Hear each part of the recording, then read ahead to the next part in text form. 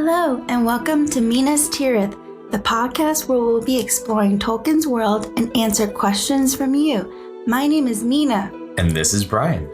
This is episode 4 of the podcast. In today's episode, we will have another fun Q&A with our in-house non-Tolkien fan, talk about Elendil's lineage, give a history about dwarves, and finally, my thoughts on the Meteor Man and the cult-like trio. So Brian, a lot of our listeners let us know that they enjoyed your non-expert analysis from the last episode, so I thought we could start off by asking you one more question and get your thoughts on an interesting question. Thanks for being willing to explore this world with me. No problem. All right, everyone. So I still haven't seen any of the episodes in full, only a few clips that you've shown me, and I'm excited to try to answer some of these questions as a non-fan and give my non-expert analysis. To be fair, I actually tried to watch the last episode with you, but I still fell asleep. That's okay. It's expected. So first question, why is Tolkien's world called Middle-earth?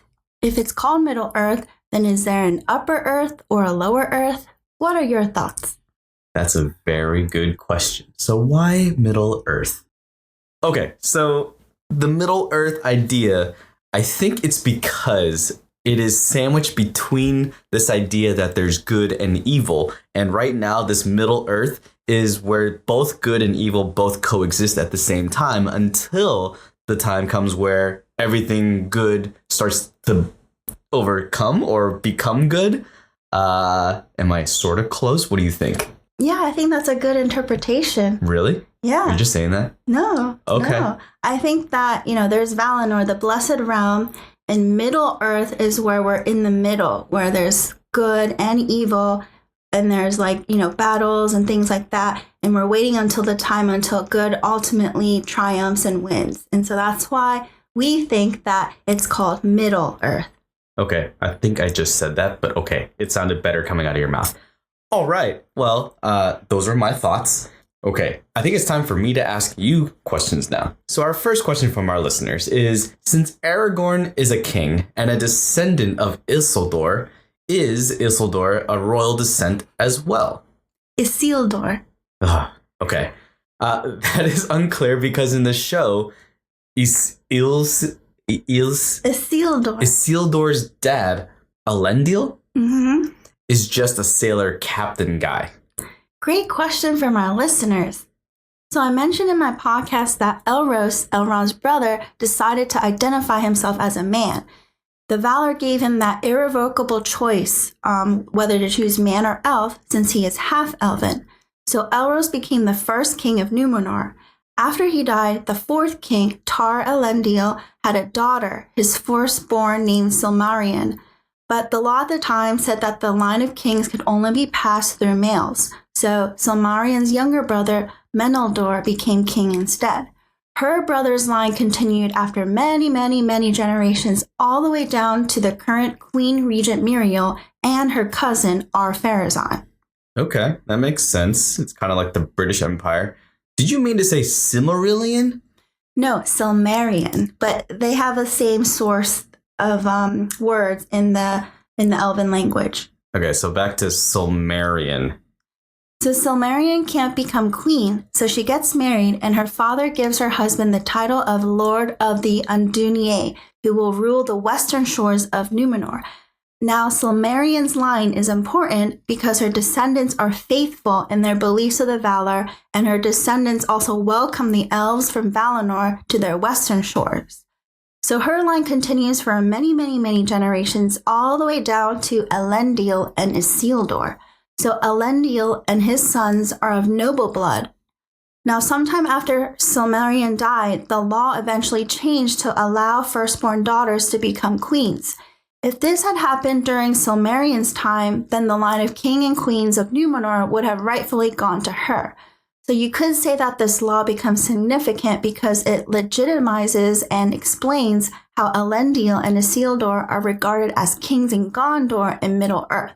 Regardless, Tolkien made it clear that Elendil is in the line of descendants of Elros.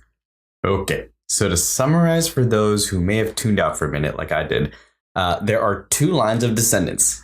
One came from a firstborn daughter and the other from a secondborn son.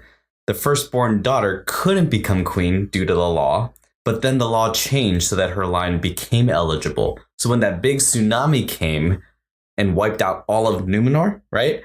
The whole line from the second-born son was wiped out. So now the line of descendants from the first-born daughter could become queen. And so that's how Isildur and Aragorn can become kings. Yes, exactly. I'm really impressed. Oh, yeah. Okay. Nice. So it sounds like this faithful stuff, quote unquote, is important. And I'm just waiting for that tsunami to happen to wipe out all of the unfaithful people on the island. Wait, how does Elendil and Isildur escape that? Well, they build and prepare 9 ships. Wait a second. That kind of reminds me of this biblical flood and Noah's Ark. Let's come back to that at some point. Okay, so let's go to the next question. So what's up with these dwarves? Where did they come from? And why are the dwarves all named Durin? Or at least the kings, and how many are there? Great question. Remember the Vala Aule that I mentioned? No. Well, he is a smith and a master of crafts. He loves making things with his hands. He actually freely gave things away, and he just enjoys making things. Now, the Valar know that the children of Iluvatar, the firstborn are elves and the secondborn are men, will arrive in Middle-earth, and they're waiting for them. But Iluvatar didn't tell the Valar when they would come. Tolkien writes that so greatly did Aule desire the coming of the children so that he can teach them his art that he was unwilling to wait. So he made the dwarves. He didn't know how the children of Iluvatar would look like, so he made the dwarves as best he could. But he was wary of Melkor, aka Morgoth, so he made the dwarves hard to tame. They were too tough, able to resist evil, they were unyielding, and though they could be slain or broken, they could not be made into shadows or slaves of any other will. So in secret, Aule created the 7 fathers of the dwarves, and one of them was Durin. Now Iluvatar knew this all happened and confronts Aule. No one can create and give life except Iluvatar. Aule admits his folly and raises his great hammer to smite the dwarves, but Iluvatar stops him because he has compassion and understands Aule's heart and longing to share the beauty of the world with the children. But Iluvatar would not suffer to have the dwarves come first before the firstborn, so Iluvatar puts the dwarves asleep somewhere in Middle-earth to be awakened after the firstborn of his children awaken. So that is how the first Durin is born. So why are all kings named Durin? The first Durin is called Durin the Deathless because he lived far longer than any other dwarf. He founded Khazad-dûm. The next kings were also called Durin, and similar to what the older Durin says in the show, the dwarves believed that those who were named Durin were the reincarnation of Durin the First, with memories of their past lives. Now, on the Rings of Power show, the older Durin, the one with the long gray beard, is Durin the Third. And the younger Durin, the one with color in his beard and in his BFFs with Elrond, is Durin the Fourth. Oh, did they actually say that he was Durin the Third in the show? They did. Oh, I totally missed that. I thought the dad was Durin the First. He is Durin the Third. And according to the appendices from the Lord of the Rings, Durin the Third is the one who receives one of the 7 rings of power. I thought there were 3, and now you're saying that there's 7. Can you explain all of these rings again? Yeah, sure. There were 3 rings for the elven kind because they're wise and immortal beings. There were also 7 rings for the dwarven lords, great miners. Then there were 9 rings made for men who desire power. But 1 ring was made by Sauron, 1 ring to find them, to bind them, and in the darkness to rule them all. Oh, so that's the one from the Lord of the Rings. Mm-hmm. But now you're saying there's like 20. 3 plus 7 plus 9 plus 1. Yep, there's 20 rings. Oh my gosh. Okay, back to our questions. It's hard to keep track of which Durin is which. And our listeners want to know, which Durin was killed by the Balrog, aka Durin's Bane? Which Durin was that? According to the appendices that I mentioned, the dwarves during Durin the 6th time mined too deeply and greedily in Khazad-dûm and awakened the Balrog of Morgoth. And Durin the 6th gets killed by this Balrog, hence the Balrog is named Durin's Bane. And this Balrog is the same one that Gandalf encounters in the Fellowship of the Ring. So although Durin the Sixth dies, his line continues, but his descendants receive different names. Tolkien said that there would be one more Durin, the seventh Durin, who after many generations would become the last king of the dwarves. Okay, so that's still a lot of Durins. So there was a Balrog in episode 7 of the Rings of Power. But Durin the Sixth is probably not born at this time. So what do you think about everything happening with the dwarves and the timeline? Amazon has already condensed the timeline so that several characters who never actually did meet in Tolkien's works now meet, like Queen Regent Miriel and Galadriel never met in the books.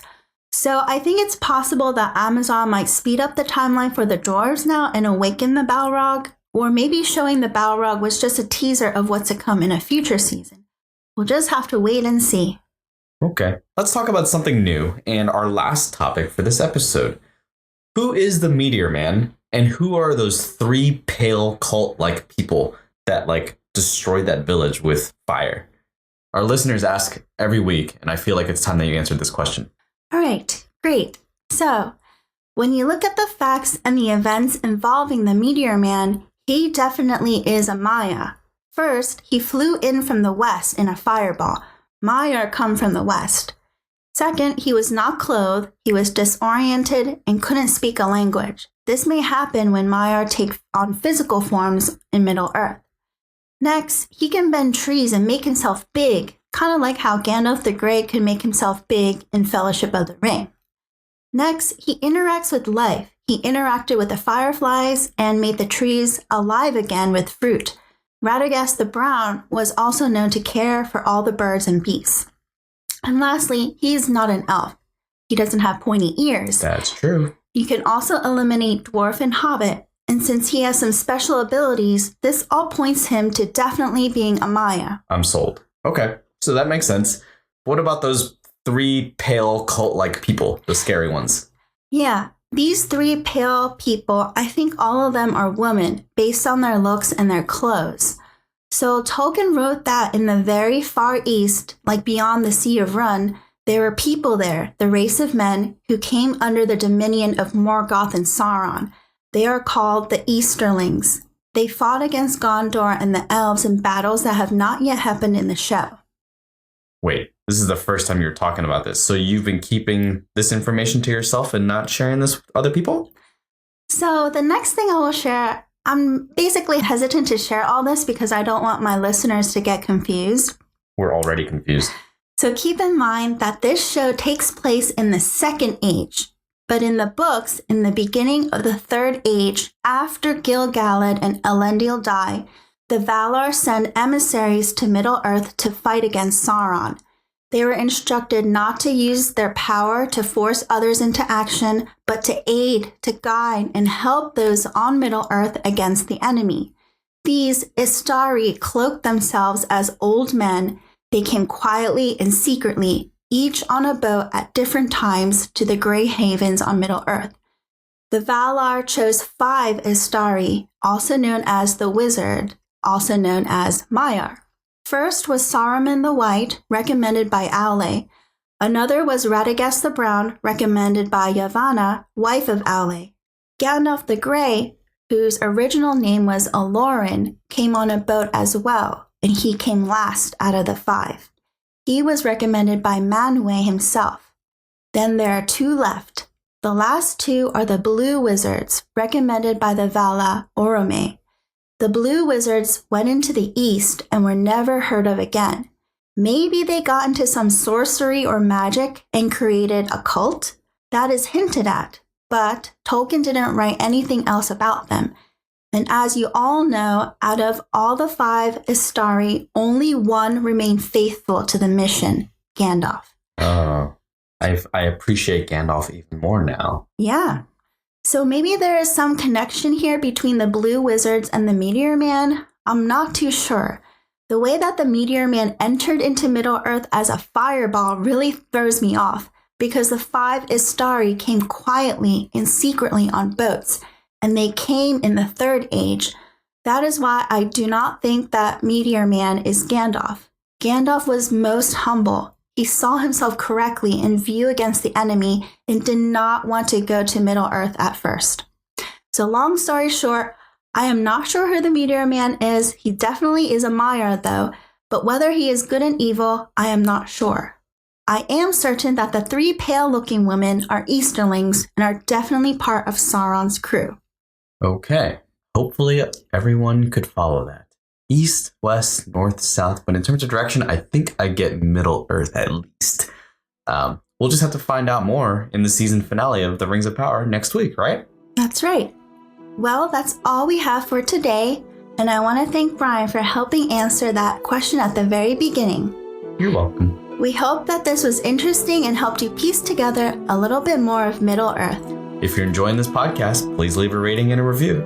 If you have any questions for us to answer, please DM me or leave a comment on my Instagram at Minas_Tirith. Thanks for joining us. Stay tuned for the next episode. Namarie. What?